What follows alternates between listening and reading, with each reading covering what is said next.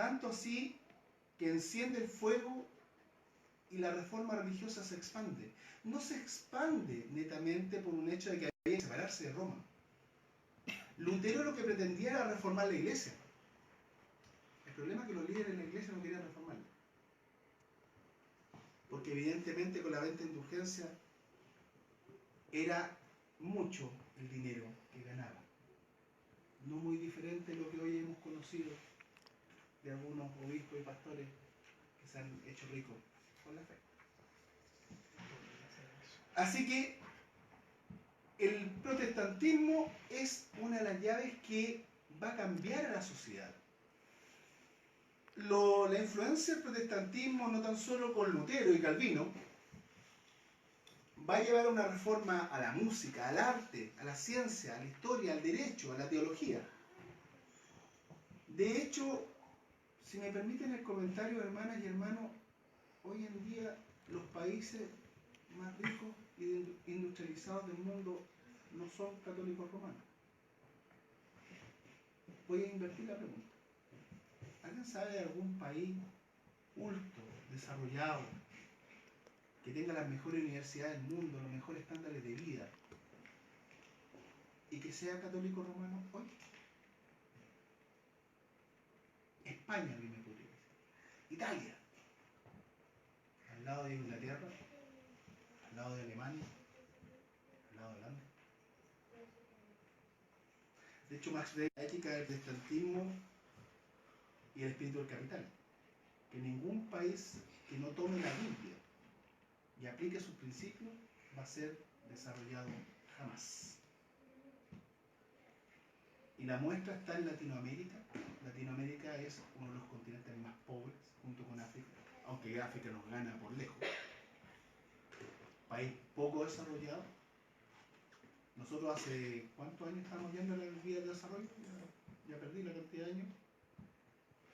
¿20 años? Aproximadamente 20 años. Yo diría un poquito más, un poquito menos, pero el número está bien acertado. Y todavía no llegamos al desarrollo.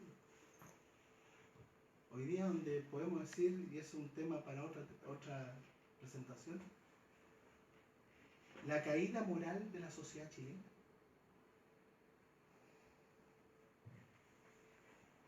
Hoy la desconfianza reina. Voy a poner, si aplicamos esa realidad en nuestro país, algunos los mandaron a hacer clases de ética. Johann Sebastian Bach entendía tan bien el concepto del protestantismo que él simplemente lo aplicó cuando escribía una obra. Él no firmaba Johann Sebastian Bach, firmaba Soli Deo Gloria. La gloria solo a Dios. Y hasta el día de hoy, creyente o no creyente, que escuche una música de Bach, siente que se le erizan los pelos. Porque esa música está dedicada al Señor. Así que ya tenemos más o menos un marco básico de lo que es el protestantismo y su aporte. Estoy quedando corto, tengo algunos minutos tan solo para hacer esto. Va a ser un vuelo de pájaro, pero después vamos a tener harto tiempo para preguntas si ustedes así lo desean. Calvino reformó las leyes. Gracias al sistema calvinista que se va a imponer en Inglaterra con los anglicanos y muchas ramas de los anglicanos, políticos que han hablado mal en contra de la iglesia, que hacen gárgara de la división de poder en el Estado, que hacen gárgara de la libertad de conciencia y el derecho al juicio privado, y no saben que viene de los evangélicos. Curioso. Y vamos a ver una de las historias que está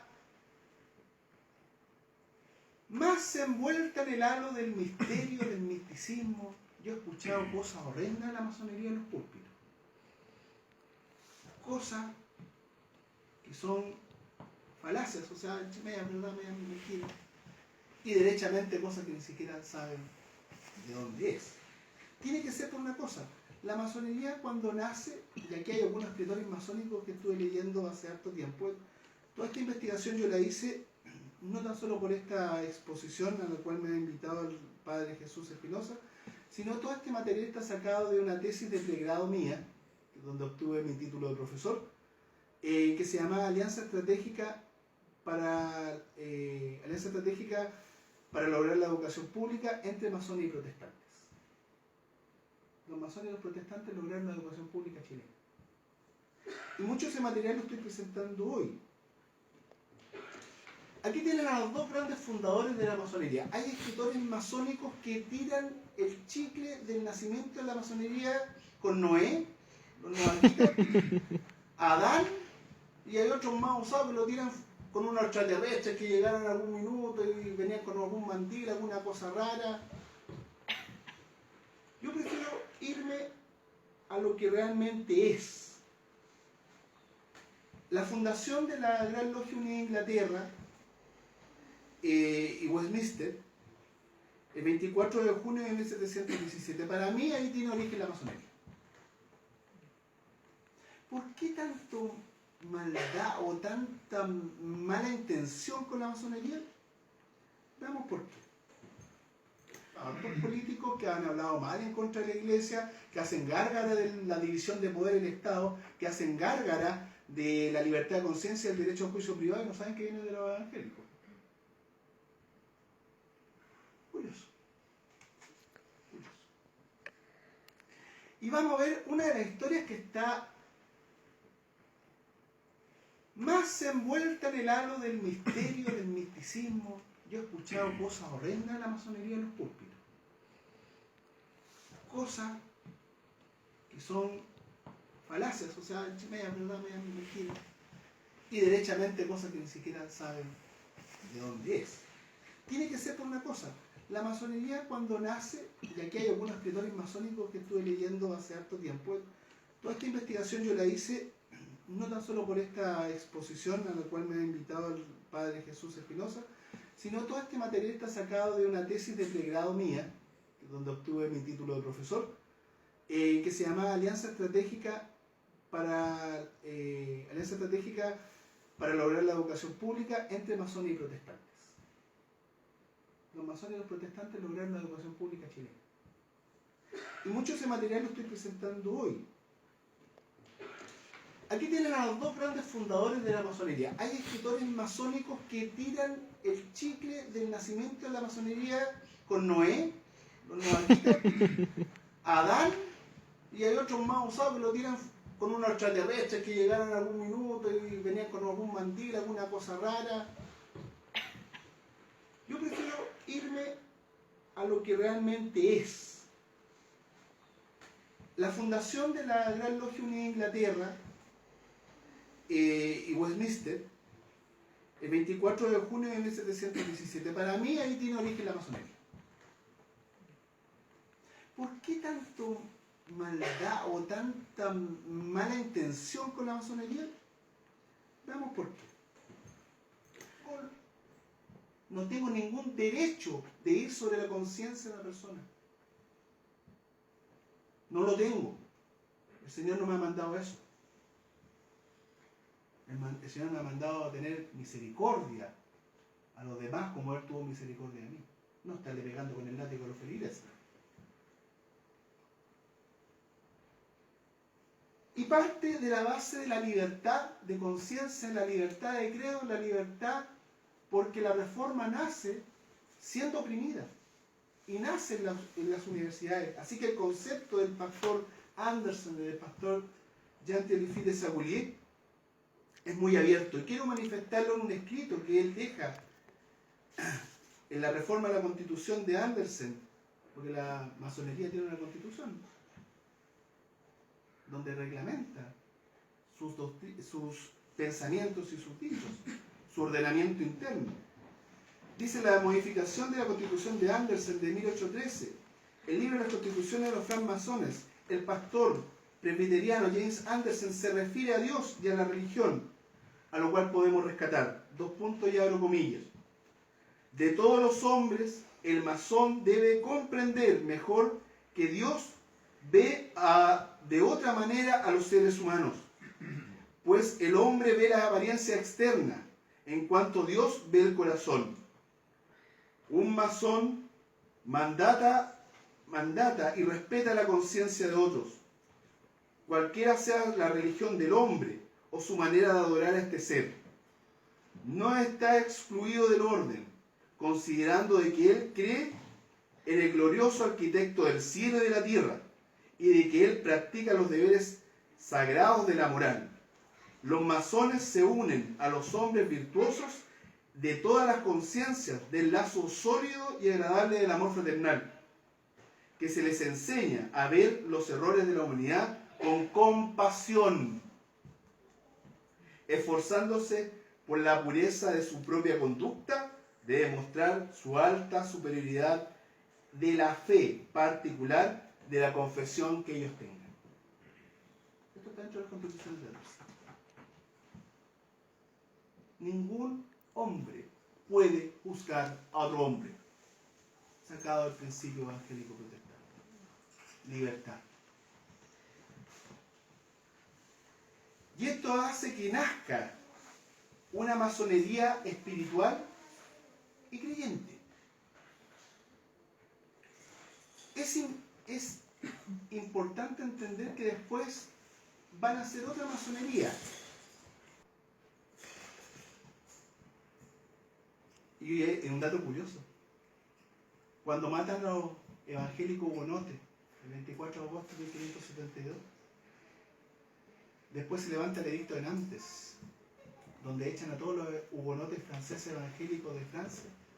Ellos se van a Holanda, Alemania, al resto de Europa. Pero lamentablemente para Francia ellos eran la clase media, la clase educada, la clase pensante. Y al sacar la clase media en una sociedad, dejando a los ricos y a los pobres, la revolución era cosa de ricos. Un dato curioso para la historia. Vamos a aterrizar abruptamente en Chile, que es el tema que nos convoca. Y ahí tenemos a tres grandes masones, que los tres pasaron por el hálito evangélico, reformados. Vamos a ver. Don José Miguel y de la Carrera, Verdugo. Don José Miguel Carrera, cuando empieza su gobierno, que lo toma un poquito a la fuerza, el año 1812, él había conocido en el extranjero, viendo ahí por la guerra napoleónica, también a otro joven, que después se convertiría en el cónsul de Estados Unidos en Chile, don Joel Robert Poinsett. ¿Y quién era don Joel Robert Poinsett? Don Joel Robert Poinsett fue presbítero mayor de la Iglesia Presbiteriana en los Estados Unidos. Fue primer gran vigilante para la logia de Massachusetts. Y fue tanto así que él, cuando también es cónsul, posteriormente de ser de Chile, se va a Estados Unidos, vuelve al continente y se va a México. Inicia el rito de York en México. Vuelve a Estados Unidos, vuelve a los 5 años después a México y forma el rito nacional mexicano. Y si ustedes estudian la masonería inglesa, se van a dar cuenta que es muy deísta. Es muy teísta. Y el rito mexicano es particularmente muy creyente. Aunque han habido algunas, desde 1983 hubo algunos cambios que se le hicieron al rito mexicano. Pero Joel Roberto Poinsett,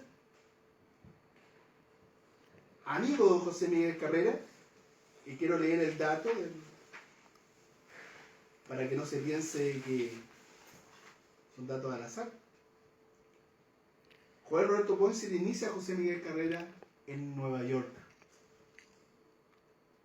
Hay otros autores que hablan que don José Miguel Carrera se inició en el Centroamérica con el rito de los caballeros racionales. No hay evidencia de eso. sí hay evidencia en Estados Unidos, justamente en el rito de Massachusetts, que don José Miguel Carrera hubiese sido iniciado masón en ese rito en Estados Unidos. Y don José Miguel Carrera le encarga a su amigo tres cosas. Que haga el primer bosquejo de constitución que tiene este país. ¿Qué dice en el artículo de la religión? Que la religión del Estado de Chile será la católica apostólica. Punto. La naciente nación le abría los brazos a todas las confesiones cristianas que no tuviesen comunión con el obispo de Roma. O si hay algo que nos caracteriza a los cristianos protestantes,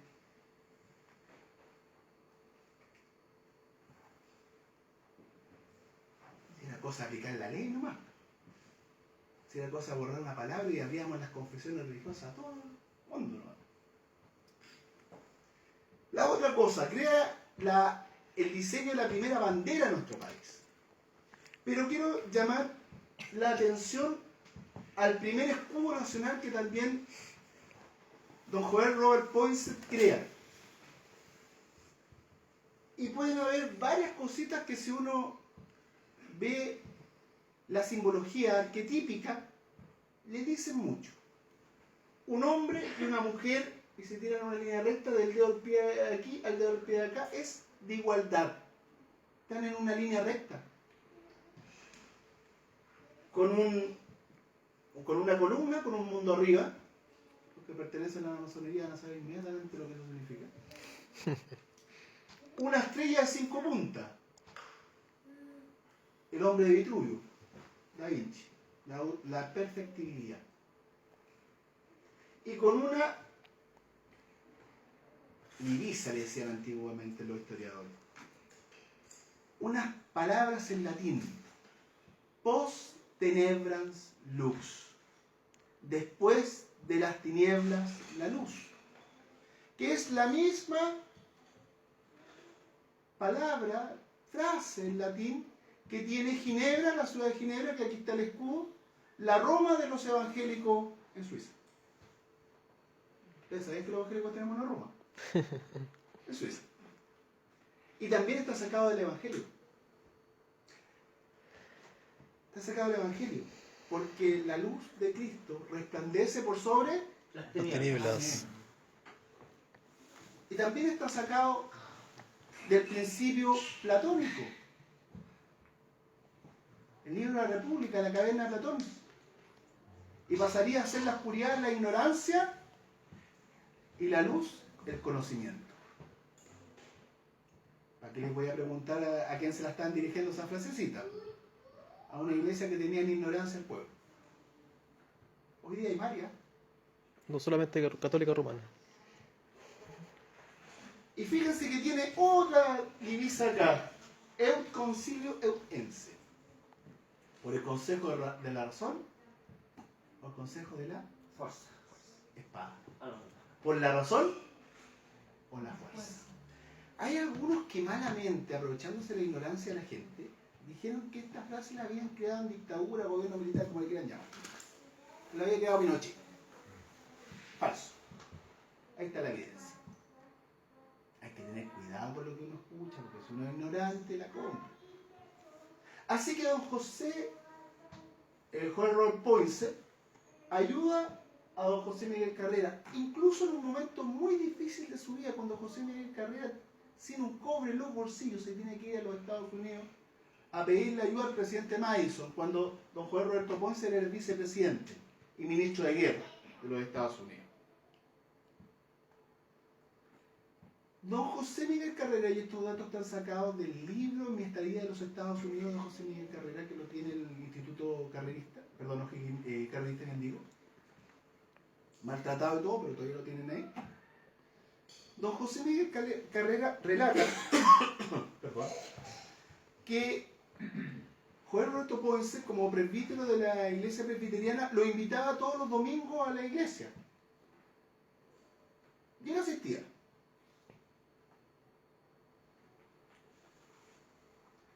Y esa misma iglesia donde hayan empresarios, armadores, juntan el dinero para crearle y darle a este jovencito patriota dinero para una escuadra, 8 navíos, con pertrechos y con hombres.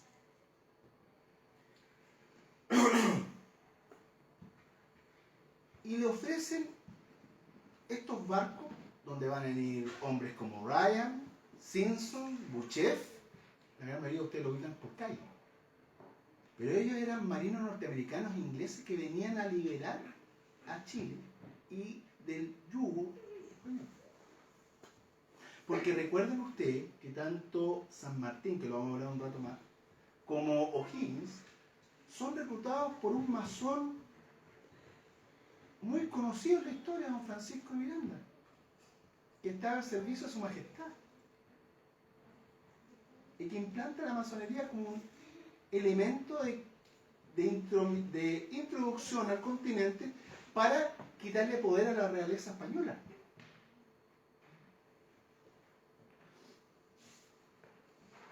Así que don José Miguel Carrera está en los Estados Unidos, le pasan este crédito, trae 8 barcos, que lamentablemente don José Miguel Carrera, por este ímpetu que tenía, baja a Argentina, al gobierno de Pueyrredón para, como se dice en mal chileno, echarle la foca a San Martín.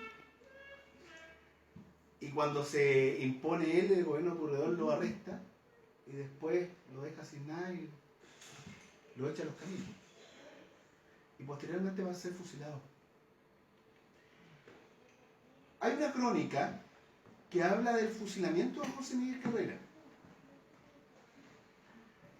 Cuando don José Miguel Carrera es llevado al Patindo, el cura Uribe, creador de la artillería chilena, considera que es una obligación acompañar al reo. Y los cronistas de la época describen este hecho, que el sacerdote le acerca el crucifijo para que lo bese y así muestre el público arrepentimiento. Y don José Miguel Carrera, con esa fuerza, con esa hidalguía, que ha logrado la admiración de muchos y el repudio de otros tantos también, le quita el crucifijo al sacerdote y le dice: mire, cura, yo a Cristo lo tengo en el corazón y no en los labios. Me llama poderosamente la atención. Esas palabras ya no son de un católico romano. Parece que algo hicieron los presbiterianos que hicieron mella e ingresaron algo del Evangelio en su corazón. Posteriormente va a venir el director supremo Higgins. Y O'Higgins tiene un acercamiento muy fuerte con Inglaterra, sobre todo en un periodo muy difícil de su vida, cuando los banqueros se hicieron los lesos con la plata que el virrey del Perú le mandaba para los estudios, y don Bernardo O'Higgins pasó hambre, pasó frío, y fue un pastor anglicano que lo recibe en su casa, que también tenía una pensión. Y para los que les gusta el chisme, parece que sí, Carlota, la hija del pastor, parece que fue el gran amor de O'Higgins. Claro que eran por los leados de la antigua, sí, pues.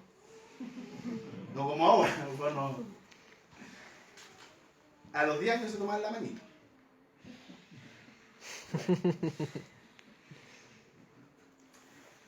Y O'Higgins, eso hace que tenga una excelente visión de la iglesia anglicana y del mundo protestante reformado.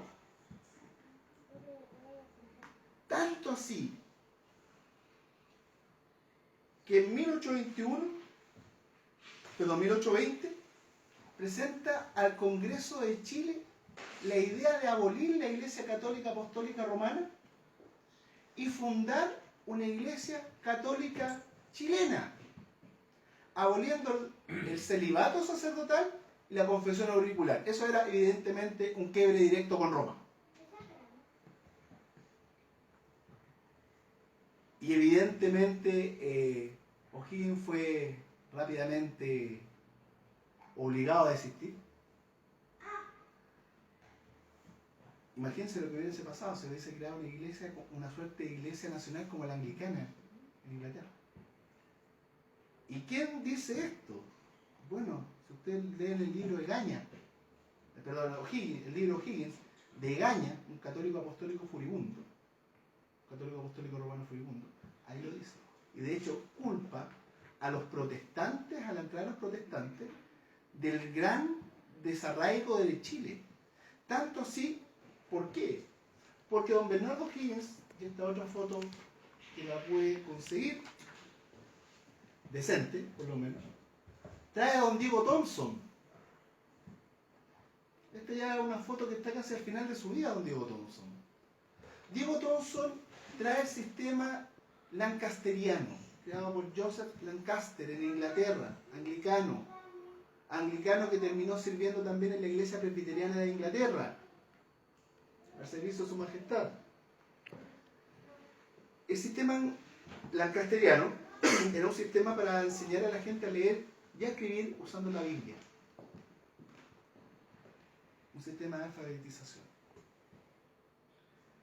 ¿Y por qué puso a San Martín? Porque San Martín, cuando lo echan cuando Bernardo O'Higgins sale al destierro y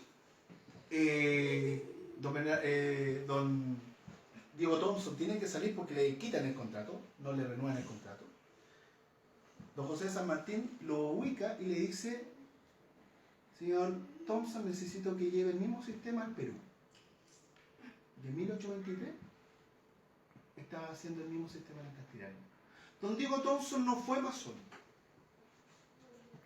pero la forma de trabajo de los protestantes se ganó el respeto de Bernardo O'Higgins y de José de San Martín.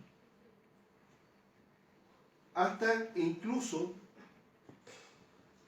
don José de San Martín y O'Higgins tuvieron una pequeña pelea por quién de los dos le da el reconocimiento por gracia.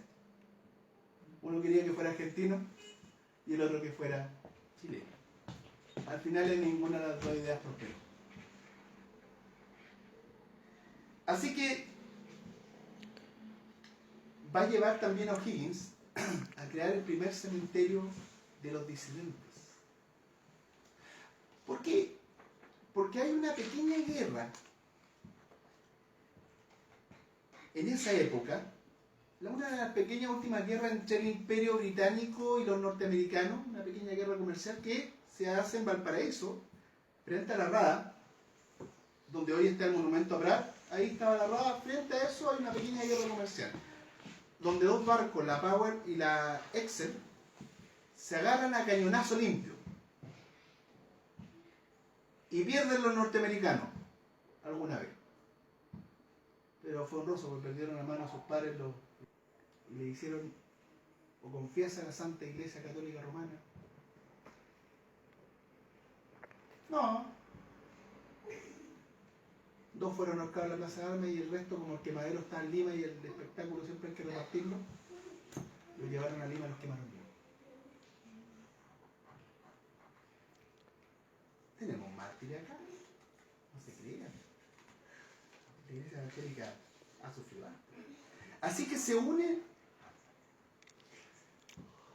junto con la masonería por estos puntos en común para enfrentar a este enemigo en común. Tomás Lord Cochrane, hay una evidencia clara. Cuando Tomás Lord Cochrane toma la expedición al Perú, que lleva la independencia hasta Colombia, O'Higgins y San Martín crean esta bandera que es la bandera de la expedición libertaria al Perú. 3 estrellas, que son en realidad 3 puntos. Los que son masones yo creo que algo les trae el recuerdo de los 3 puntos, o el número 3. Y en el cuarto, el comandante Cochrane llevaba la bandera originaria de la independencia que hace Thompson. Perdón, Juan Roberto Poinsett. que es una estrella de 5 puntas, arriba una columna, el mundo y la palabra libertad. Esto está en el Museo Naval de Valparaíso. Lord Cochrane era masón del rito de Emulation Working Recruitment. Aunque no lo sepan, aunque no lo crean, él era masón. Y es curioso, porque hoy día la Armada de Chile tiene un edicto que el señor Merino crea de que ningún marino, ningún miembro de la Armada de Chile puede pertenecer a sectas ocultas o agrupaciones ocultas. Y, para que vamos a decir que los evangélicos, si usted entra a la escuela naval o a la escuela de Grumete y dice que evangélico, es sentencia segura de que le van a hacer algunas trampitas para que suba de grado. De hecho, el capellán de la Armada, todos los capellanes evangélicos hoy en día, trabajan sin sueldo. Versus los capellanes de la iglesia romana, que algunos cortan hasta 4 palitos fácilmente. Y uno está mal. Así que se unen para enfrentar a este adversario común. Y aparece la figura de, yo diría, el padre pionero de la iglesia evangélica, que va a ser uno de los hombres que va a luchar más fuertemente por las libertades sociales. Don David Trumbull. Don David Trumbull, pastor presbiteriano, que viene de la zona de Carolina, es diputado masónico de la logia de Massachusetts. De hecho, cuando la Gran Logia de Chile se conforma en 1862, estaban pidiendo cómo formar un permiso, que se le llama, algo como una carta patente, una patente para que puedan trabajar. Cuando Francia les dijo que no, don David Trumbull muy gentilmente ofreció la patente de la logia de Massachusetts, de la Gran Logia de Massachusetts. Obviamente los chilenos la rechazaron, pero se lo agradecieron con el alma. Hoy en día no sé de qué origen tiene la carta patente de la Gran Logia de Chile. Hay algunos rumores que es peruana, boliviana, o quizás extraterrestre, no sé, pero no tengo claridad hoy en día cuál es el oriente que autorizó la Gran Logia. Ahí las preguntas, si alguien sabe, por favor me dice para meterlo Claro. en mi... Los que son masones. Deben saber. Me darán para ir aumentando mi conocimiento. Don David Trumbull es un pastor típico, teólogo, profesor, politólogo, un hombre que tenía una cultura, un bagaje propio del mundo protestante. Porque si no lo saben, hermanas y hermanos míos, ser protestante es la antítesis de la ignorancia. Por esencia básica, el protestante es cultura y espíritu elevado.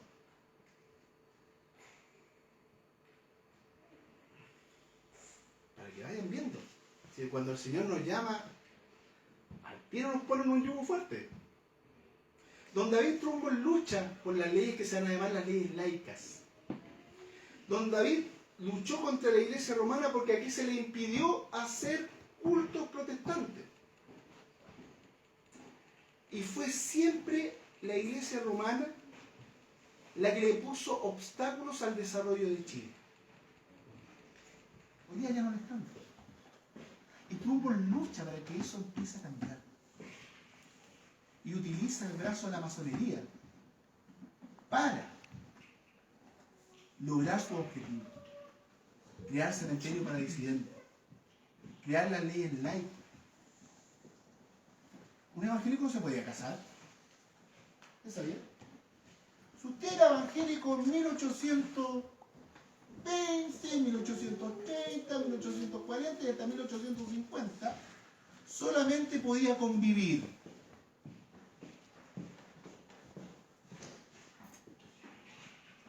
Porque si usted quería casarse, podía ir a donde el curita del párroco, donde un libro, donde dice libro de actas para herejes, lo iba a inscribir y le iba a inscribir la intención de matrimonio. Y esa intención de matrimonio quiere decir que a usted lo iban a oficiar sin ningún aspecto religioso su ceremonia.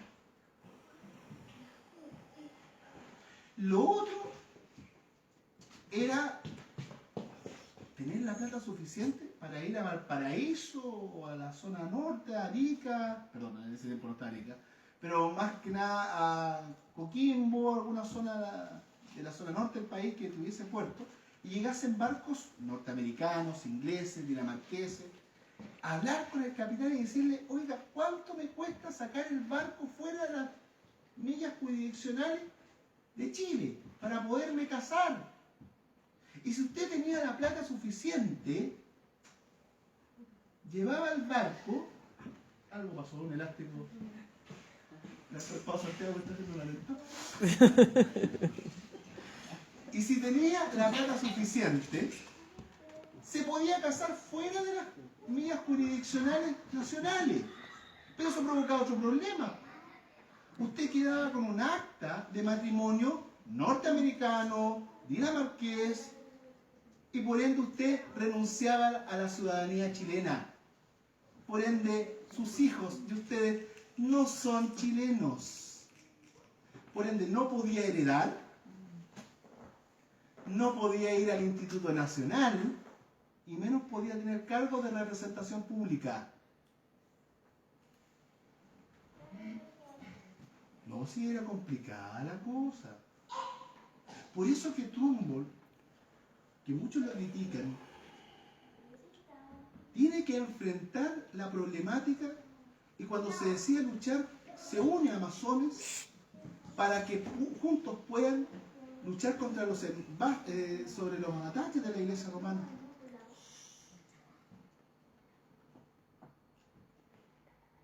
Y aquí se plasma esta unión en la forma académica.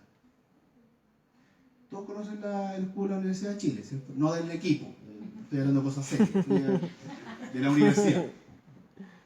A mí no me gusta el fútbol, por si acaso. Dice, siempre se pone las facultades que crean la universidad en los escudos. Dice, se crea la facultad de leyes, de ciencias políticas, facultad de derecho, que ustedes pueden ver acá. La facultad de medicina, ¿no es cierto? A ver, pastores, hermanos y teólogos, no los quiero poner en disyuntiva, pero ustedes saben por qué la medicina tiene una serpiente en un palo. El escular. ¿Por qué? La vara de Moisés en el desierto, la serpiente. La vara de Moisés en el desierto pone una serpiente y los que la vean se van a sanar. Correcto. Ya después le ponen el hipócrita y no, tiene que ver con el evangelio. Tiene que ver con la Biblia. Después viene la facultad de ciencias, matemáticas, físicas. Después viene la facultad de humanidades. Y por favor, esto quiero que lo escuchen muy bien. El escusón central, que todos piensan que masones, cuidado, en un círculo una serpiente que se muerde la cola, con un ojo, en el campo un ojo que todo lo ve, del creador inserto en un triángulo, todo de plata y blanco. ¿Representa qué? La facultad de teología. Y les puedo apostar mi vida que no era católica romana. Correcto. Era protestante. Así es. La Universidad de Chile tuvo facultad de teología protestante. No sé si el señor Vivaldi, que era el nuevo rector de la Chile, y el anterior, no sé si habrán sabido que había una facultad de teología, de evangelio. Habría que ir a preguntar. Y voy a cerrar con otro personaje polémico, como me gusta meterme en las patas de los caballos. Y gratis, más. El último pastor de esta unión porque hay muchos episodios más que por el tiempo no los puedo poner. Don Horacio González Contese, pastor de la primera iglesia presbiteriana en la calle ahí en Santo Domingo. Muy criticado porque él fue su gran maestría, estuvo en los periodos, insisto, del gobierno militar para algunos, dictadura para otros, pero fue un periodo muy difícil para nuestra patria. Y cuando viene el problema con Argentina, y Ángelo Sodano empieza a hacer las gestiones, porque Ángelo Sodano llegó a las cúspides de la iglesia romana por lo que pasó aquí en Chile. No fue gratis.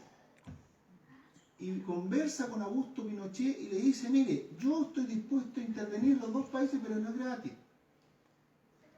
Y el Señor nomás hacía cosas gratis. Muchas iglesias no. Tiene que hacer tres cosas.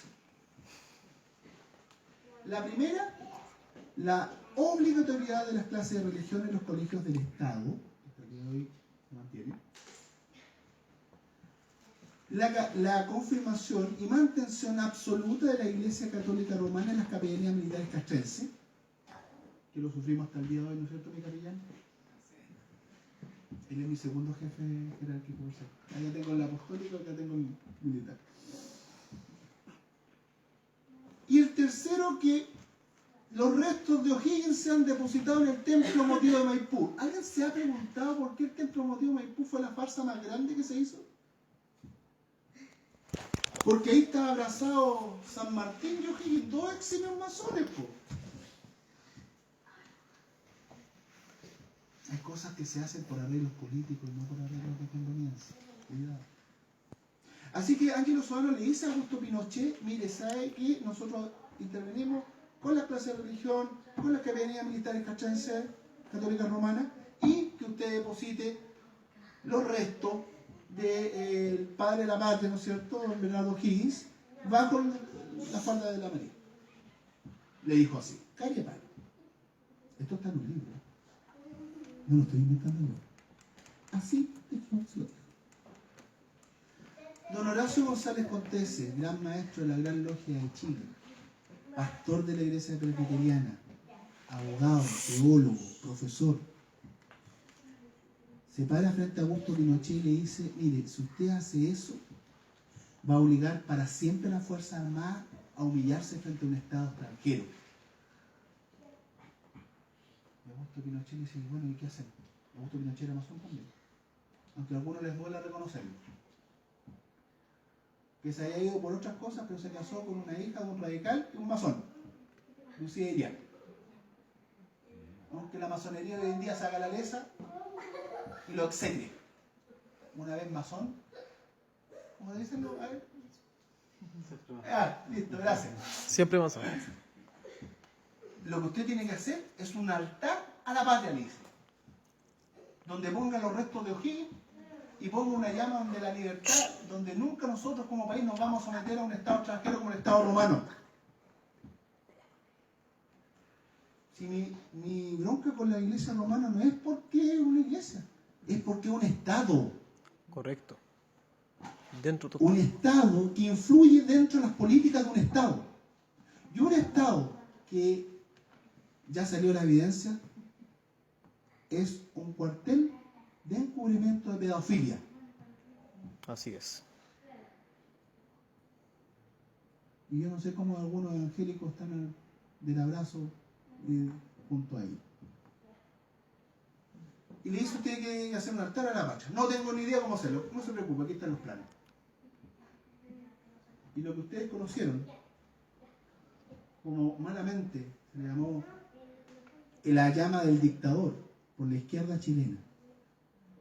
Si ustedes se fijan en un triángulo, si ustedes lo miran en perspectiva, la única foto que pude hallar de la época, es un triángulo cortado, que es el símil del billete de dólar, que también tiene un triángulo cortado, con una llama arriba, simulando el ojo que todo lo ve.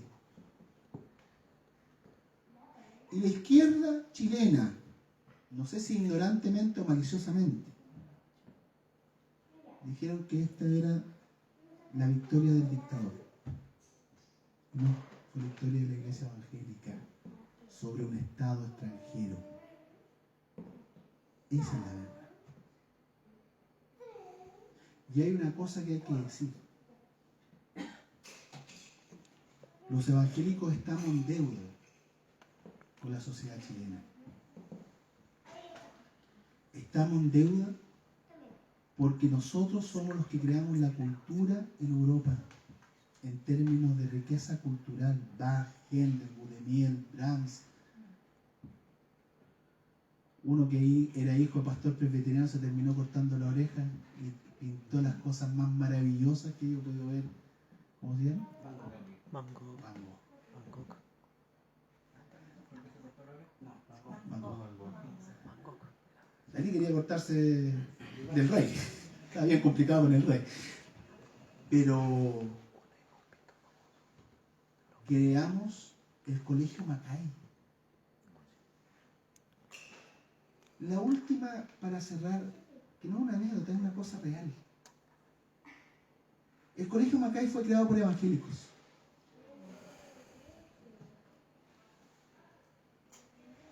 Y el Colegio Mackay tiene un nivel de cultura tan alto que los chicos entraban directamente de la secundaria a la Universidad de Chile sin dar prueba.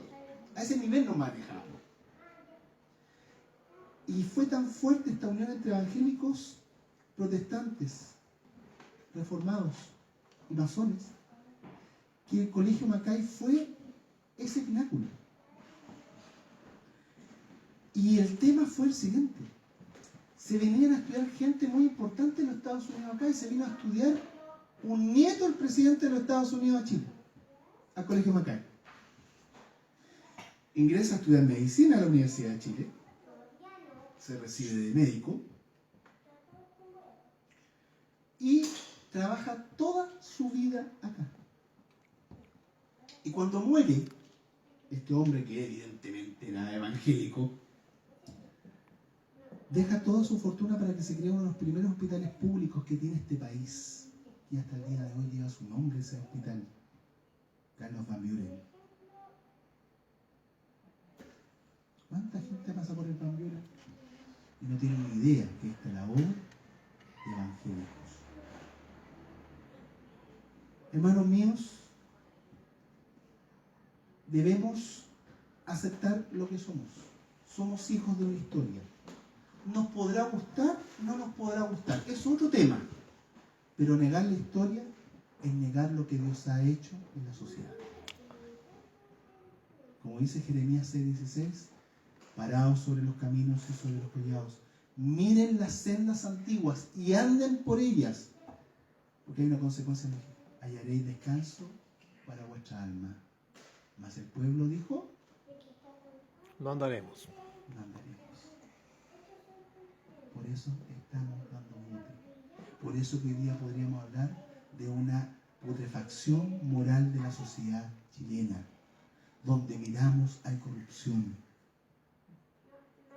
Y eso no es un pecado de la sociedad, no es un pecado de los políticos, es un pecado de nosotros, la iglesia. Así es. Y debemos asumirlo. Muchas gracias.